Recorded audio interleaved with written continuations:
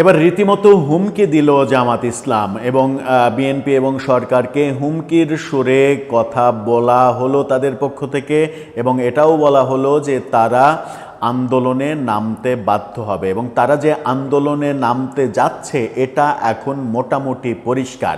এবং উপদেষ্টা পরিষদের বিভিন্ন কর্মকাণ্ড, বিভিন্ন তথ্য যেগুলো আসছে, ডয়েসে ভেলে গতকালকে যে তথ্যটা সামনে নিয়ে এসেছে যে উপদেষ্টা পরিষদের ভেতরে নিজেদের যে ভোটাভুটি হয়েছে সেই ভোটাভুটিতে অনেকটা মতামত এসেছে বিএনপির যে অবস্থান সেই অবস্থানে সরকারের অবস্থান ঘোষণা করার জন্য, সেটা ঘোষণা করলে জামাত যে আন্দোলনে নেমে পড়বে এটা নিশ্চিত। যখন গণভোট প্রসঙ্গে আন্দোলনের একটা সম্ভাবনা রয়েছে তখন জামাত আবার নতুন করে নির্বাচন কমিশনের আরপিও সংশোধনে বিএনপির দাবি সরকার মেনে নিচ্ছে এরকম প্রেক্ষাপটে হুমকি দিয়েছে এবং বলেছে যদি বিএনপির দাবির কাছে নতি স্বীকার করে এটা সংশোধনের ঘোষণা দেয়া হয়, আরপিও সংশোধন মানে হচ্ছে যে নির্বাচনে জোটবদ্ধ নির্বাচন করলেও ছোট দল ইচ্ছা করলে বড় দলের প্রতীক ব্যবহার করতে পারবে না, নিজের প্রতীক ব্যবহার করবে, এরকম সংশোধনী এনে আরপিওতে সংশোধনী এনে নির্বাচন কমিশনকে দিয়ে দেওয়া হয়েছিল, যেটার বিরুদ্ধে বিএনপির অবস্থান। বিএনপি চায় জোটবদ্ধ দলগুলো যে প্রতীকী ইচ্ছা সেই প্রতীকে নির্বাচন করতে পারবে এবং সরকার সেটা পরিবর্তন আবার করতে চলেছে। সেই প্রেক্ষাপটে জামাত দিচ্ছে হুমকি আন্দোলনের। তার মানে পরিস্থিতি শান্ত হওয়ার কোনো লক্ষণ দেখা যাচ্ছে না। কি অবস্থান জামাতের? পাল্টা সরকারের অবস্থান, বিএনপির অবস্থান কি বলা হচ্ছে জামাতের পক্ষ থেকে, একটু বোঝার চেষ্টা করবো এই ভিডিওতে। থাকবেন পলিটিক্স টিভির নিয়মিত আয়োজনে।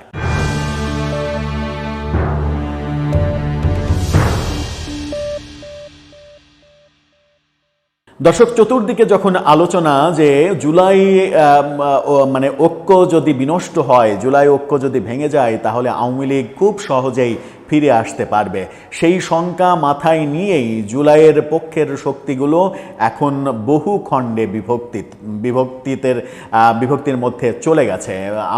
মানে বিএনপি, জামাত, এনসিপি একেবারে স্পষ্ট বিভক্তি দেখছি।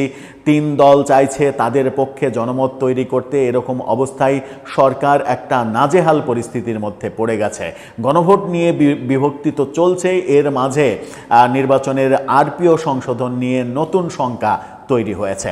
গণমাধ্যমের শিরোনামটা আপনারা দেখে নিতে পারেন, নিউজ 24-এর শিরোনামটা দেখলেই বুঝতে পারবেন। সেখানে বলা হচ্ছে গৃহীত আরপিও পুনঃসংশোধন নতি স্বীকারের শামিল জামাত, অর্থাৎ যে আরপিও গৃহীত হয়েছে সেটা আবার সংশোধন করা বিএনপির দাবি অনুযায়ী এটা বিএনপির কাছে নতি স্বীকার, এবং এটা যদি সরকার করে তাহলে জামাত আন্দোলনে নামবে।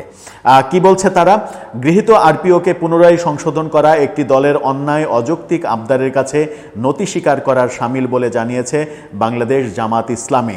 দেশের চলমান পরিস্থিতি নিয়ে প্রধান উপদেষ্টার প্রতি ভিডিও বার্তায় একথা বলেছেন নায়েবে আমির ডক্টর আব্দুল্লাহ তাহের বলেছেন, উপদেষ্টা পরিষদের বৈঠকে গৃহীত আরপিওকে পুনরায় সংশোধন করা একটি দলের অন্যায় অযৌক্তিক আবদারের কাছে নতি স্বীকার করার শামিল বলেই মনে করি।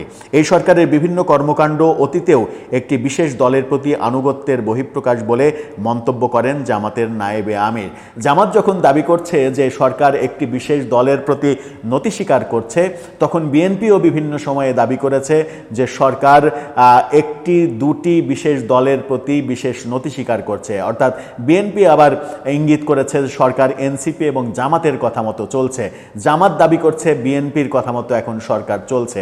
সরকার আদতে কার কথা মতো চলছে সেটা একটা বড় সার্কাসই বটে।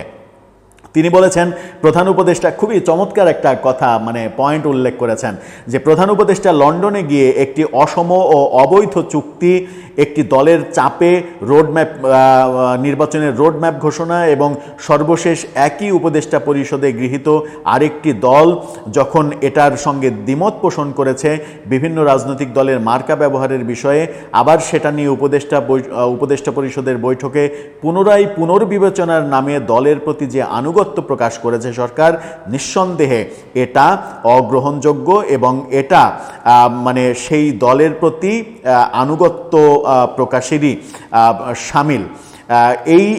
এই কথা যখন তিনি বলছেন, এই কথা তিনি যখন বলছেন, খুবই গুরুত্বপূর্ণ কথা, সেটা হচ্ছে যে লন্ডনে তারেক রহমানের সঙ্গে বৈঠকের পরে সরকার মানে একটা মানে গোপন চুক্তি করেছে বিএনপির সঙ্গে, সেটা বলার চেষ্টা করছেন যে সেই গোপন চুক্তি, তারপরে আবার এই আরপিও সংশোধন, সরকার পরিপূর্ণভাবে বিএনপির হয়ে কাজ করছে, বিএনপির পারপাস সার্ভ করছে, এই কথা তিনি বলছেন।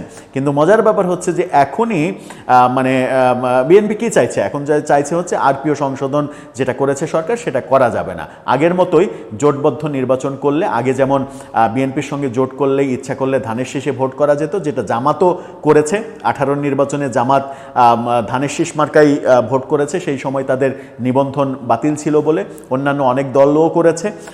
আওয়ামী লীগের নৌকা মার্কায় ভোট করেছে, জাসদ ওয়ার্কার্স পার্টি সহ বিভিন্ন দল নৌকা মার্কা নিয়ে ভোট করেছে। সেই নিয়মটা এবার সরকার পাল্টে দিয়েছিল যে না, জোটবদ্ধ নির্বাচন করলেও যার যার প্রতীক তার প্রতীকে নির্বাচন করতে হবে। বিএনপি আপত্তি জানিয়েছে এই কারণেই যে ছোট দলগুলো তাহলে জোট করতে আগ্রহী হবে না, এবং ছোট দলগুলোকে যদি ধানের শীষ মার্কা দেয়া না হয় তারা জিতেও আসতে পারবে না। কারণ ধানের শীষ মার্কা না হলে তৃণমূলে ধানের শীষ ছাড়া অন্য কোনো মার্কাই বিএনপির লোকজন ভোট দেবে না। এটা হচ্ছে সত্যি কথা, এটা হচ্ছে বাস্তবতা।